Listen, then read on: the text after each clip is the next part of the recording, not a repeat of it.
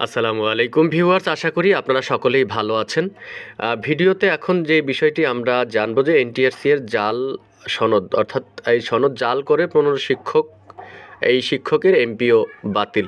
তো ভিডিওটি সম্পূর্ণ দেখলে আপনারা এই 15 শিক্ষকের পরিচয় জানতে পারবেন। আর ভিডিওটি দেখার আগে আপনার কাছে ছোট্ট একটি রিকোয়েস্ট, আপনি যদি আমার চ্যানেলে নতুন হয়ে থাকেন তাহলে চ্যানেলটি সাবস্ক্রাইব করে পাশে থাকা বেল আইকনটি বাজিয়ে রাখুন।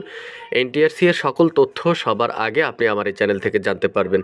তো চলুন আমরা দেখে আসি যে এনটিআরসি এর সনদ জাল এবং সেই 15 শিক্ষকের এমপিও বাতিল, তাদের বিষয়ে আজকে ভিডিও থেকে আমরা জেনে আসি।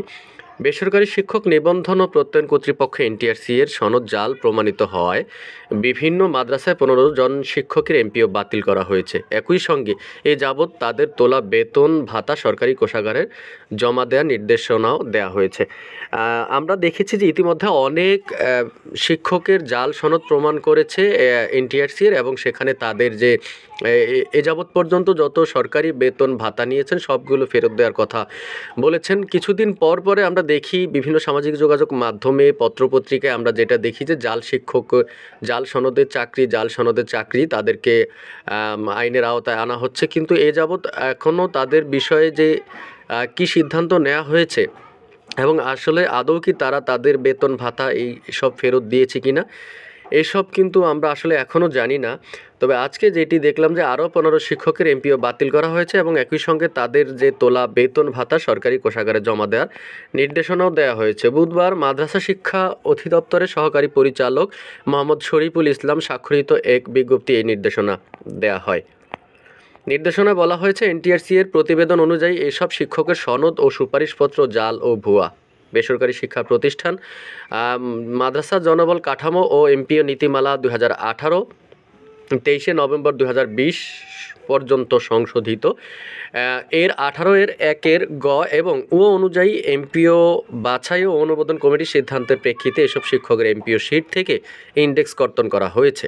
ভবিষ্যতে এ ধরনের ভুয়া সনদধারীর আবেদন পাঠানোর ক্ষেত্রে মাদ্রাসার প্রধানকে সতর্ক করা হলো, অন্যথায় বিধি মোতাবেক ব্যবস্থা নেওয়া হবে। এসব শিক্ষকের বিরুদ্ধে আইনানুগ সিদ্ধান্ত গ্রহণ ও সরকারি কোষাগারের টাকা ফেরত দেওয়ার কোনো ধরনের শৈথিল্য প্রতিষ্ঠান প্রধান সম্পূর্ণরূপে দায়ী থাকবে।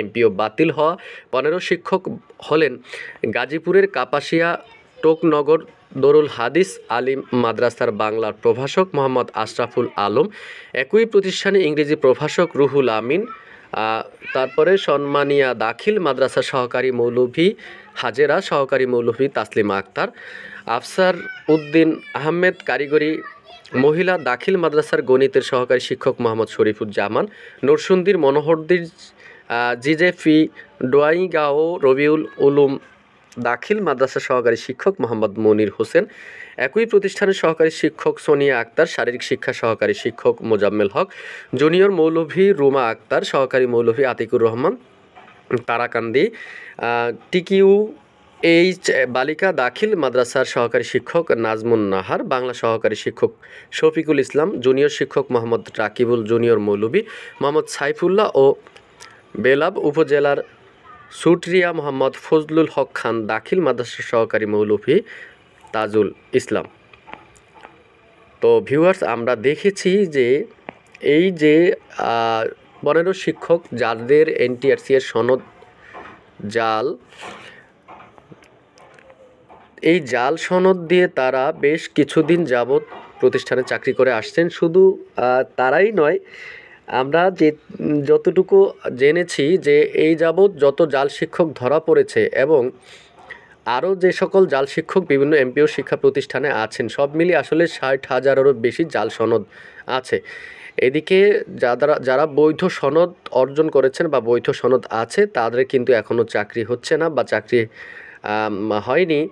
তারা এই চাকরির জন্য কিন্তু আসলে আমরা দেখি কয়েক বছর ধরে বিভিন্ন আন্দোলন, তারপরে হচ্ছে মানববন্ধন, অবস্থান কর্মসূচি তারা পালন করেই যাচ্ছেন। কিন্তু এইদিকে আমরা পালাক্রমে প্রত্যেক দিনই আসলে আমরা কিছু না কিছু খবর দেখি যে বিভিন্ন প্রতিষ্ঠান থেকে জাল শিক্ষকদেরকে ধরা হয়। আর এর বেশিরভাগ জাল শিক্ষকই হচ্ছে এই সনদ জাল, সেটির বেশিরভাগ জাল সনদই হচ্ছে এনটিআরসি এর। তো আজকের ভিডিওতে এ পর্যন্তই।